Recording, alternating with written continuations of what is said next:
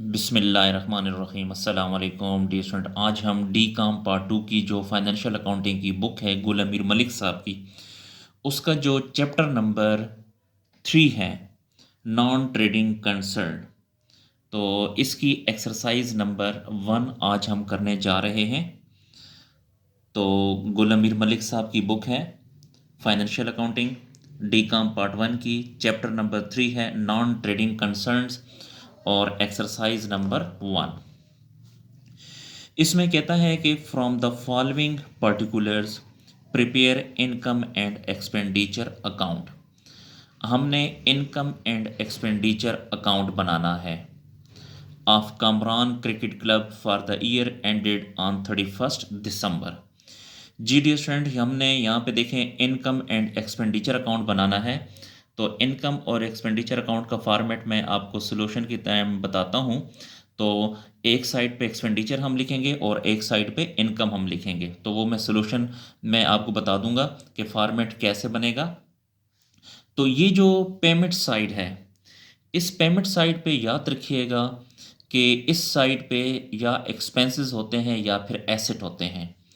तो हमने देखना यह है कि इनमें एसेट्स कौन से हैं और एक्सपेंसेस कौन से हैं।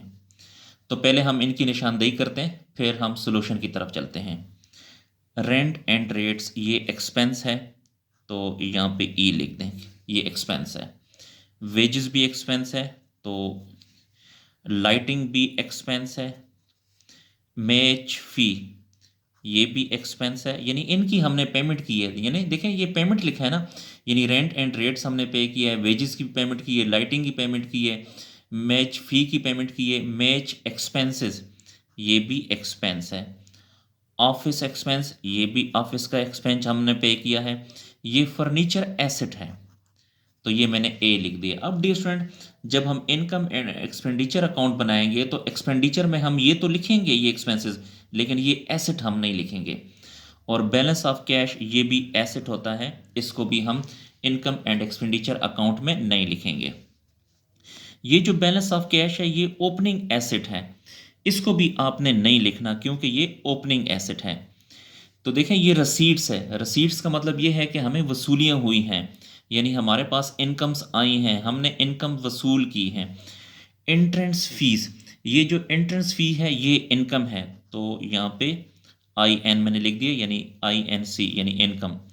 सब्सक्रिप्शन रिसीव्ड, सब्सक्रिप्शन हमने वसूल की है, तो ये भी इनकम है। डोनेशन, हमें डोनेशन मिली है, रसीट्स का मतलब क्या है, हमें मिली है डोनेशन, डोनेशन का मतलब होता है खैरात हमें मिली है, तो ये भी हमारी इनकम है। उसके बाद life membership fees, life membership fee receipts हमें मिली हैं, तो ये भी इनकम है। रसीट्स का मतलब होता है वसूली, यानी ये तमाम हम चीज़ें हमने वसूल की हैं। स्पेशल सब्सक्रिप्शन, कोई स्पेशल सब्सक्रिप्शन हमने वसूल की है, तो ये भी इनकम है।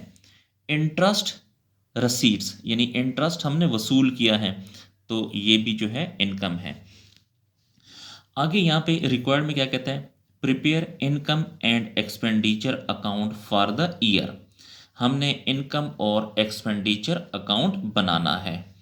जी डियर स्टूडेंट, और जो कंपनी का नाम है वो कमरान क्रिकेट क्लब है। तो अब हम सोल्यूशन की तरफ आते हैं। डियर स्टूडेंट, मैंने आपको ये एक्सपेंसेस भी बता दिए हैं और ये इनकम भी बता दिए हैं। तो फॉर्मेट में जहाँ पर एक्सपेंडिचर होंगे वहाँ पे हम ये एक्सपेंसेस लिखेंगे और जहाँ पर इनकम होगी उसमें हमने ये इनकम लिखनी है। तो सोल्यूशन की तरफ चलते हैं।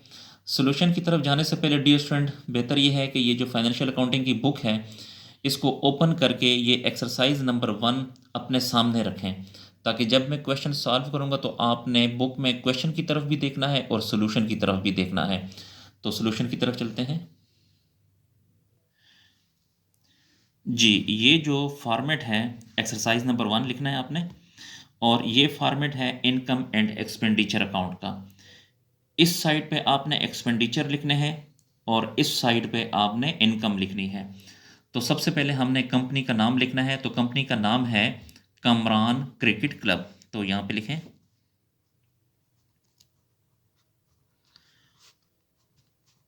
कमरान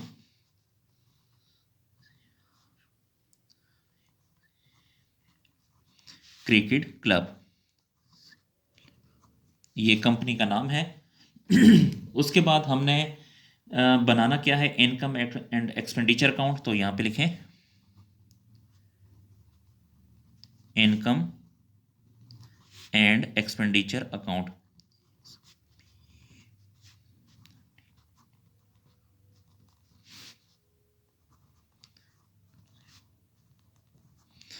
जी, यहाँ पे कंपनी का नाम लिखा है कामरान क्रिकेट क्लब, और यहाँ पे लिखें इनकम एंड एक्सपेंडिचर अकाउंट, और यहाँ पे लिखें एज ऑन। जी डिस्टेंट जो डेट है वो आपने यहाँ लिखनी है, जो भी डेट होगी वो आप यहाँ लिखेंगे। अच्छा, अब क्वेश्चन में जो मैंने आपको एक्सपेंसेस बताए थे वो आपने यहाँ पे सारे लिखने हैं, और जो मैंने इनकम बताई हैं वो आपने इस साइड पे लिखनी है। तो बुक की तरफ देखें, बुक में सबसे पहला जो एक्सपेंस है वो रेंट एंड रेट्स है, तो यहाँ पे लिखें एक्सपेंडिचर में लिखें रेंट एंड रेट्स। इसकी अमाउंट है 672, 672। उसके बाद जो नेक्स्ट एक्सपेंस है वो वेजेस है। वेजेस की अमाउंट है 980, यहाँ पर अमाउंट में लिखेंगे 980। जी, उसके बाद फिर लाइटिंग है, लाइटिंग भी एक्सपेंस है।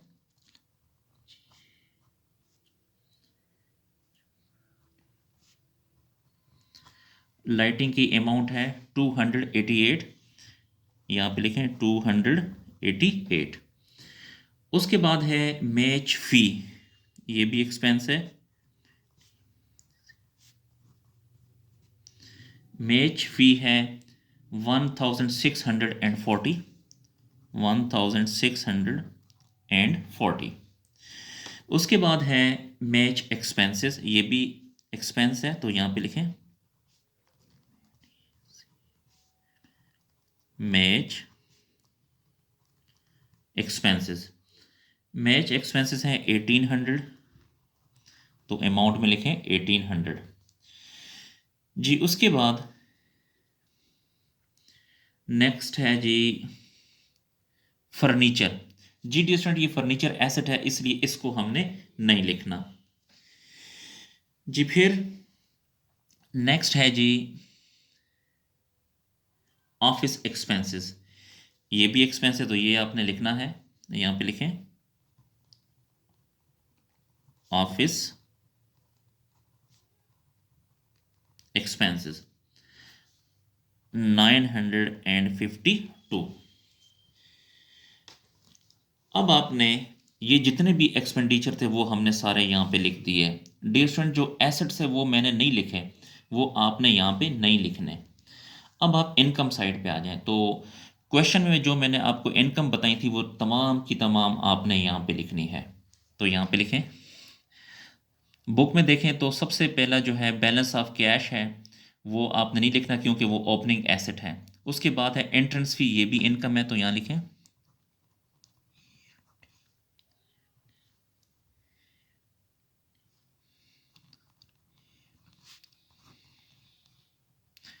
एंट्रेंस फीस है 1020, ये भी इनकम है। उसके बाद जो नेक्स्ट इनकम है सब्सक्रिप्शन रिसीव्ड, ये भी इनकम है।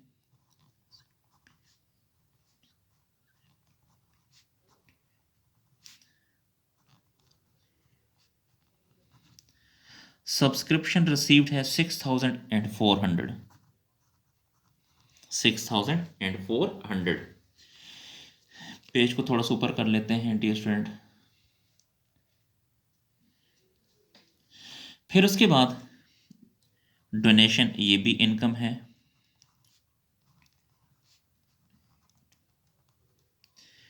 डोनेशन की जो अमाउंट है वो 660 है, यहाँ पे अमाउंट के कॉलम में लिखेंगे। उसके बाद जो नेक्स्ट इनकम है लाइफ मेंबरशिप फी है, यहाँ पे लिखें लाइफ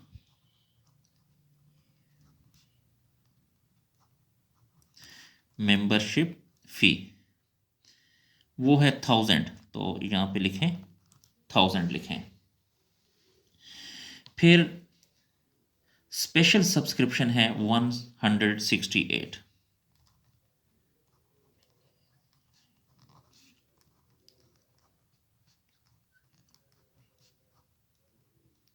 स्पेशल सब्सक्रिप्शन है 168।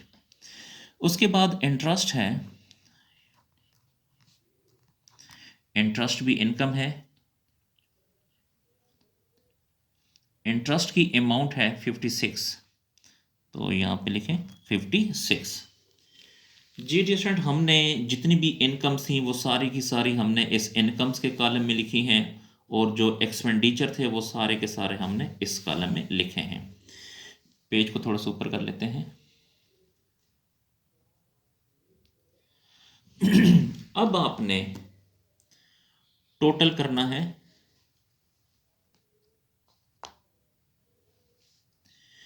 आपने ये देखना है कि ये वाली साइड बड़ी है इनकम वाली, या कि ये जो एक्सपेंडिचर है ये वाली साइड बड़ी है। तो ये आपने कैलकुलेटर पे पहले चेक करना है प्लस करके। तो आई थिंक कि ये वाली जो साइड है ये बड़ी है, इनकम साइड जो है। अगर आप कैलकुलेटर पे इनको प्लस करके देखेंगे तो ये वाली साइड बड़ी है, यानी इस साइड पे अमाउंट ज़्यादा है। तो कैलकुलेटर पे प्लस करें जी।